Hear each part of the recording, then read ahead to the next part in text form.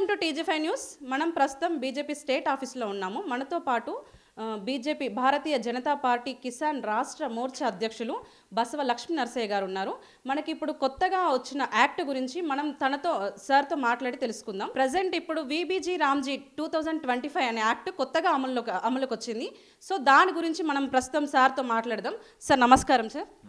Sir ఇప్పుడు VBG Ramji అనే ఒక యాక్ట్ కొత్తగా వచ్చింది కదా, మీరు దాని గురించి ఏం చెప్పాలనుకుంటున్నారు సార్? వీబీజీ రామ్జీ 2025 కేంద్ర ప్రభుత్వము యాక్ట్ తీసుకురావడం జరిగింది. దానికి ముఖ్య ఉద్దేశం ఏంటంటే పేద ప్రజలకు, గిరిజనులకు, వెనుకబడిన వర్గాల వారికి, గ్రామీణ పేద ప్రజలకు ఉపాధి కల్పించాలి అనే ఒక ఉద్దేశంతో ఈ చట్టాన్ని తీసుకురావడం జరిగింది. వికసిత్ భారత్ 2047 అంటే మన భారతదేశము 2047 వరకు ఏ విధంగా అభివృద్ధి పరచాలనే ఒక ఉద్దేశంతో వికసిత్ భారత్ 2047ని తీసుకురావడం జరిగిందో అందులో భాగంగానే గ్రామీణ పేద ప్రజలను, అదేవిధంగా గ్రామీణ రైతులను, గ్రామీణాభివృద్ధిని 2047 వరకు ఒక అభివృద్ధి పదంలో తీసుకుపోవాలని చెప్పి ఈ వీబీజీ రామ్జీ అనే యాక్ట్ని తీసుకురావడం జరిగింది. ముఖ్యంగా ఈ యాక్ట్ యొక్క ముఖ్య ఉద్దేశం ఏంటంటే గ్రామీణ రైతులు, గ్రామీణ పేద ప్రజలు, రైతు కూలీలు ఏ విధంగా నిరుద్యోగంతో బాధపడుతున్నారో వారందరికీ కూడా ఉపాధి కల్పించాలనే ఒక ఆలోచనతోటే ఈ కార్యక్రమాన్ని, ఈ యాక్ట్ని తీసుకురావడం జరిగింది. ముఖ్యంగా ఈ యాక్ట్ యొక్క ముఖ్య ఉద్దేశం అంటే ఇదివరకు ఉపాధి హామీ పథకం అనేది ఒకటి ఉండే. అంటే యూపీఏ ప్రభుత్వంలో ఎంజీ నరేగా అనే ఒక ఉపాధి హామీ పథకం ఏదైతే ఉందో దాని స్థానంలో ఈ కొత్త యాక్ట్ని తీసుకురావడం జరిగింది. ఓకే సార్, అదే చెప్తున్నాను. ఎంజీ నరేగా అనే యాక్ట్ ఇంతకుముందు మనకు ఆల్రెడీ అమల్లోకి ఉంది. ఎంజీ నరేగా స్థానంలో ఈ వీబీజీ రామ్జీ అని కొత్త యాక్ట్ తీసుకురావడానికి గల కారణాలు ఏంటి సార్? ఎంజీ నరేగా పూర్తిగా అస్తవ్యస్తంగా ఉన్న స్కీమ్ అది. ఎందుకంటే పేద ప్రజలకు పూర్తి స్థాయిలో కేంద్ర ప్రభుత్వం ఏదైతే నిధులు వస్తున్నాయో అవి పూర్తి స్థాయిలో అందడం లేదు. అదేవిధంగా ఎంజీ నరేగాలో దాదాపు 100 రోజుల పని దినాలు ఉండే. ఇప్పుడు కేంద్ర ప్రభుత్వము ఈ వీబీజీ రామ్జీలో 125 రోజుల పని కల్పించడం జరిగింది. ముఖ్యంగా ఇదివరకు ఎంజీ నరేగాలో పూర్తి స్థాయిలో మట్టి తీయడము, మట్టి వేయడము, మట్టి తీయడము, మట్టి వేయడము అన్ని రాష్ట్రాలలో పూర్తిగా అవినీతి అవకతవకలు కూడుకొని ఈ స్కీమ్ నడిపేయడం జరిగింది. దాదాపు ఇప్పటి వరకు ఈ ఎంజీ నరేగా స్కీమ్ ఏదైతే నడుస్తుందో 2006లో అది వచ్చింది. ఆ 2006లో వచ్చి నుంచి ఇప్పటి వరకు 11 లక్షల కోట్ల రూపాయలను ఖర్చు పెట్టడం జరిగింది. ఈ 11 లక్షల కోట్లు ఏదైతే ఖర్చు పెట్టడం జరిగిందో అది పేద ప్రజలకు డైరెక్ట్గా అందడం లేదు. ఒకవేళ వాళ్ళు పనిచేసిన పని కూడా సరైన సక్రమం రీతిలో లేదు. ఎక్కడన్నా కానీ దాదాపు 10,000 కోట్లు, బీహార్లో 10,000 కోట్లు అవినీతి జరిగింది. మిగతా రాష్ట్రాలలో కూడా పూర్తి స్థాయిలో అవినీతి జరుగుతున్నది.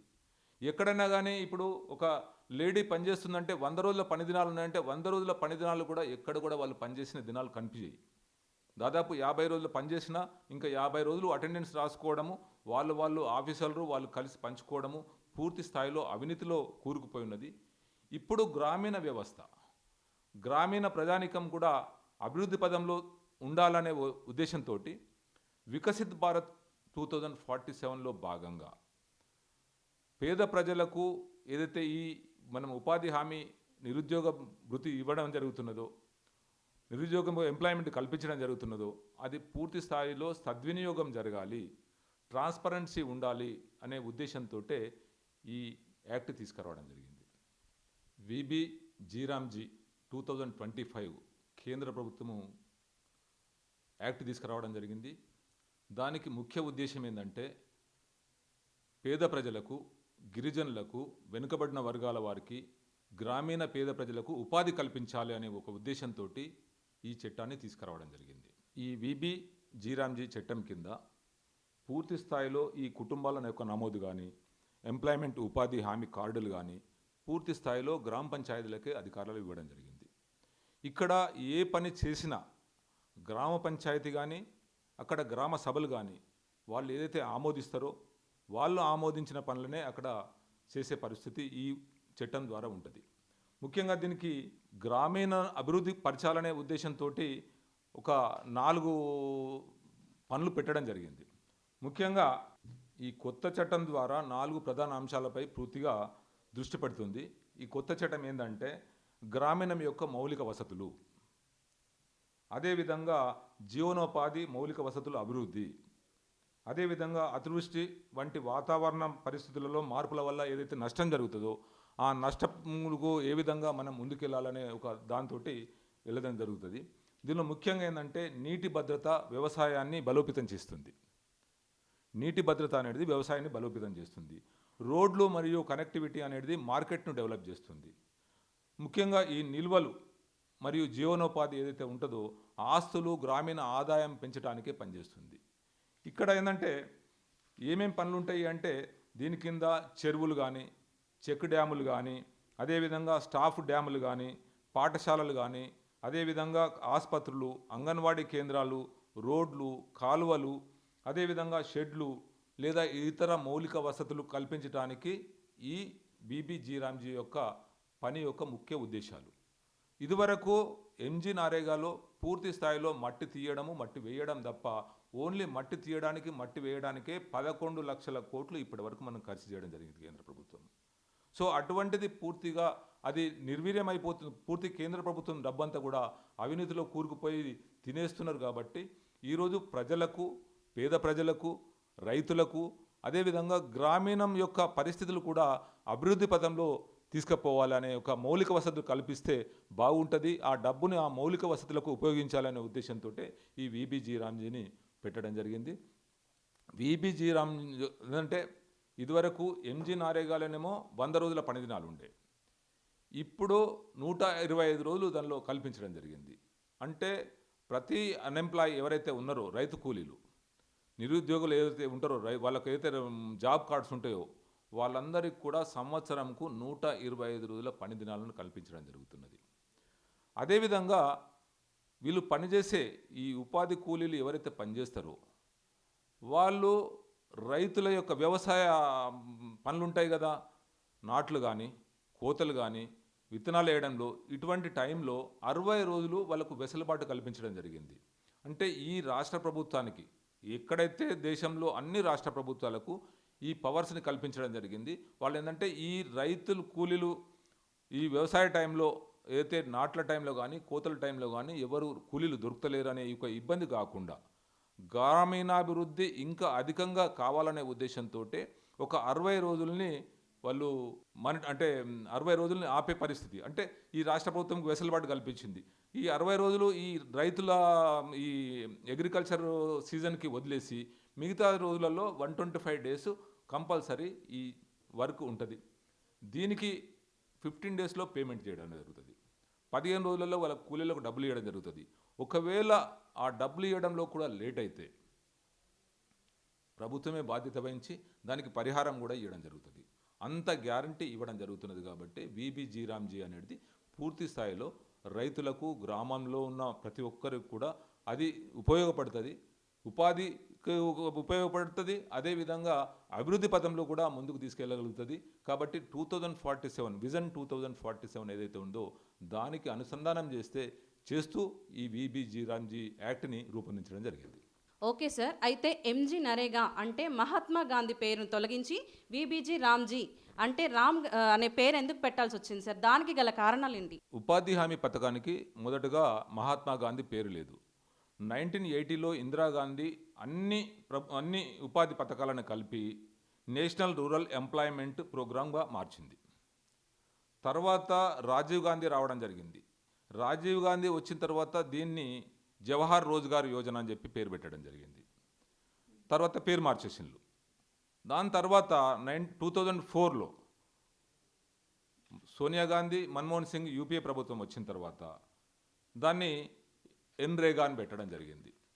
తర్వాత 2005లో దీన్ని మహాత్మా గాంధీ నారేగా అని చెప్పి పెట్టడం జరిగింది.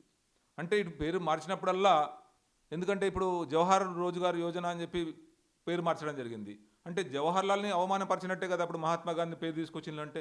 అంటే వీళ్ళు ప్రతిసారి కూడా వాళ్ళు అంటే పేరులో వాళ్ళ ఫ్యామిలీ పేరే ఉండాలనే ఉద్దేశంతో ఇవన్నీ కూడా స్కీములు పెట్టడం జరుగుతుంది. ముఖ్యంగా ఈ భారతదేశంలో ఎంజీ నారేగా యాక్ట్ ఉన్నప్పుడు 15 రోజులకోసారి వీళ్ళకు కూలీలు చెల్లించడం జరుగుతుండే. కానీ ఇప్పుడు బీబీ జీరామ్జీ కొత్త యాక్ట్ ప్రకారము వారం రోజులకే వాళ్లకు చెల్లించబడతాయి. అదేవిధంగా కాంగ్రెస్ ప్రభుత్వం హయాములో పేర్లకే ప్రాధాన్యత ఇవ్వడం జరుగుతుండే. ఎందుకంటే గత కాలంలో దాదాపు 600 సంస్థలకు అవార్డులకు కానీ, స్థలాలకు కానీ, కార్యక్రమాలకు కానీ పూర్తి స్థాయిలో గాంధీ కుటుంబ పేరు పెట్టడమే జరిగింది. ఖేల్ రత్న అవార్డుకు రాజీవ్ గాంధీ పేరు మీద పెట్టడం జరిగింది. క్రీడలలో రాహుల్ గాంధీకి ఎలాంటి సంబంధం లేకపోయినా కానీ నెహ్రూ, గాంధీ కుటుంబ సభ్యుల జన్మదినాలు, అదేవిధంగా జాతీయ వేడుకలు, మరణ దినాలు, జాతీయ శోక దినాలు కాంగ్రెస్ ప్రకటించింది. అంటే ఇది పూర్తి స్థాయిలో పేర్లకే పరిమితమైంది కాబట్టి ఆ పేర్లు కుటుంబ పేర్లుగా ఉండకూడదు అనే ఉద్దేశంతో మన గౌరవ ప్రధానమంత్రి నరేంద్ర మోదీ గారు అన్ని ఇప్పుడు మార్చడం జరుగుతున్నది. ముఖ్యంగా రాజ్ భవన్ ఉంది, రాజ్ భవన్ గవర్నర్ బంగ్లాస్ ఉంటాయి, రాజ్ భవన్, దాన్ని ఇప్పుడు పేరు మార్చేసి లోక్ భవన్ అని పెట్టడం జరుగుతున్నది. అదేవిధంగా రాజ్పథ్ అనేది ఉంది అక్కడ ఢిల్లీలో, రాజ్పథ్ను తీసేసి కర్తవ్య పథన్ అని పెట్టడం జరిగింది.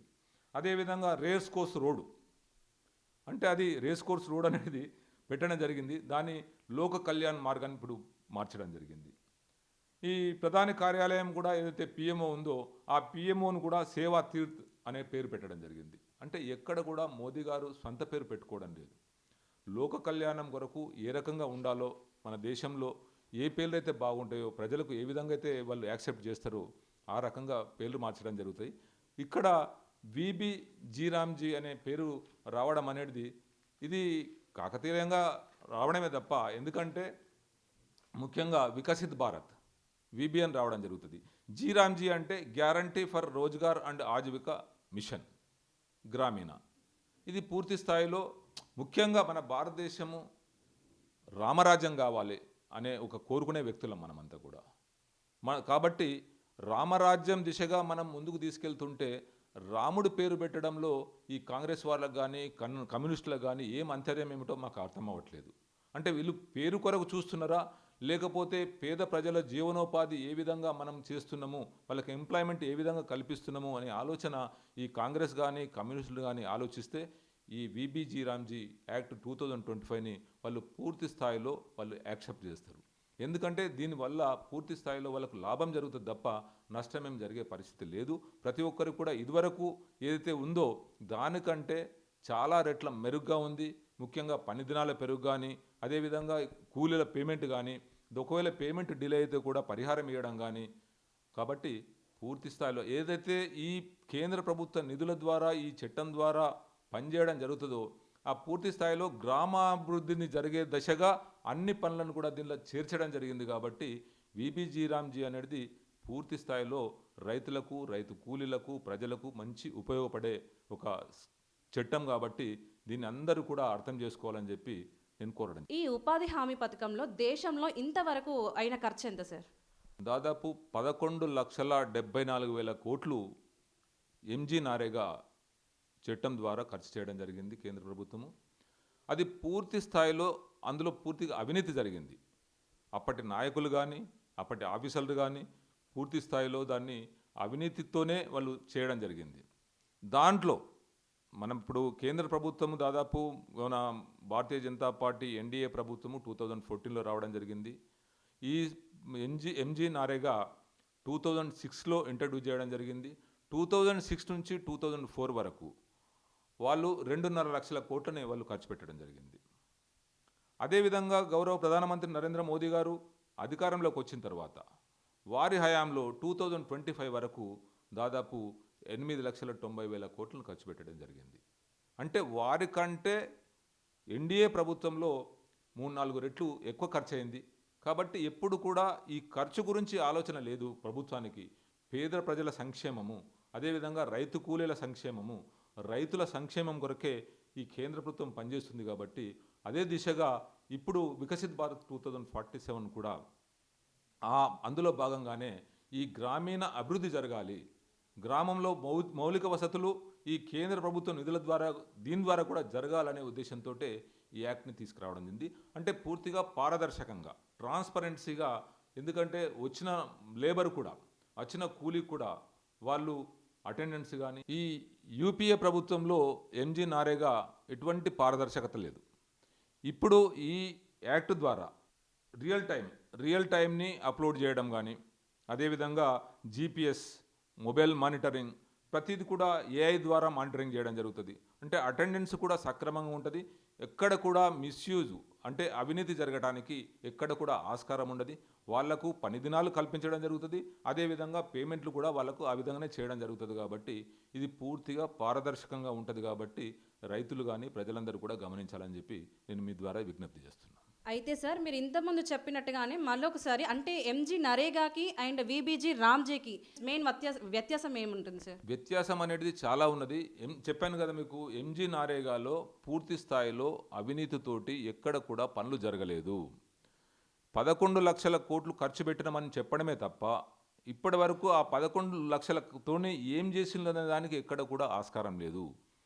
ఇప్పుడు ఏదైతే ఈ గ్రామీణ మౌలిక వసతులు కల్పించాలనే ఒక ఉద్దేశంతో, ముఖ్యంగా జీవనోపాధి మౌలిక వసతులు కల్పించాలా, అతివృష్టి వంటి వాతావరణ మార్పుల వల్ల పంట నష్టం జరిగిన, రోడ్లు నష్టం జరిగిన గ్రామంలో అభివృద్ధికి తీసుకుపోవాలని, అంటే ఇవి కొన్ని ఈ 4 పాయింట్ల మీదనే ఈ యాక్టు ఉన్నది. కాబట్టి సో గ్రామాభివృద్ధికి చాలా ఉపయోగపడే ఈ చట్టం కాబట్టి సో దానికి దీనికి చాలా వ్యత్యాసం ఉన్నది.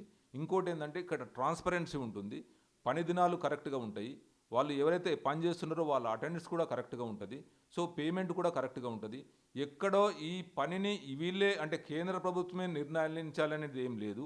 ఇది పూర్తి స్థాయిలో గ్రామ సర్పంచ్ కానీ, గ్రామ సభలు కానీ వాళ్ళే నిర్ణయించుకొని పనిచేసే అవకాశాలు ఇందులో ఉన్నాయి. చివరగా మరో ప్రశ్న సార్, మీ భారతీయ జనతా పార్టీ వచ్చిన తర్వాత రైతులకు ఎలాంటి సంక్షేమాలు చేశారు?